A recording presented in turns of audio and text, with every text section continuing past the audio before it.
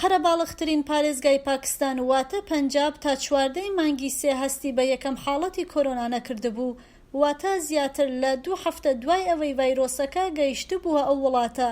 بەشی تەندروستی ناوخۆ دوای ئەوە خێرا ڕێوشوێنێکی توندی کەرەنتینکردنی لە بیناگشتی و تایبەتەکاندا گرتە بەر. 14 ڕۆژ کەرەنتینەکە پێویست بوو. دوای ئەوە 2 پشکنینی نەرێنی بۆ ئازادکردنی نەخۆشەکان پێویست بوو بکرێت. زۆر جار نەخۆشەکان بێهیوا بوون و تەنانەت هەستیان بە خەمۆکی دەکرد و تەنانەت تووڕە دەبوون لەسەر ئەوەی بۆ دەبێت کەرەنتین بکرێن. شارەزایان دەڵێن کە بارودۆخەکە خراپتر بوو کاتێ پۆلیس هاتە مەیدانەکەوە بۆ ئەوەی نەخۆشەکان ناچار بکەن بە کەرەنتینکردن. لە هەر شوێنێک حاڵەتێک باز دەکرا یەکسەر پۆلیس کەرەنتینەی دەکرد. بەهەڵە مامەڵە لەگەڵم پرسەدا کرا و خەڵک ترسان و وازیان لە ڕاپۆرتکردن هێنا.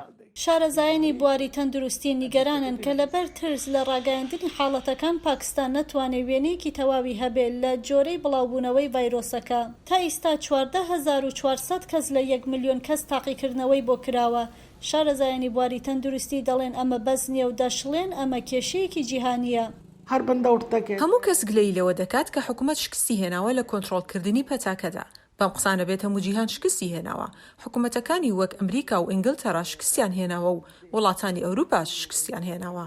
خەڵکی نیوزیلەندا بە نمونە دەهێننەوە، بەڵام ژمارەی دانیشتوانی ئەم وڵاتە لە نیوەی شاری لاهۆریش کەمترە.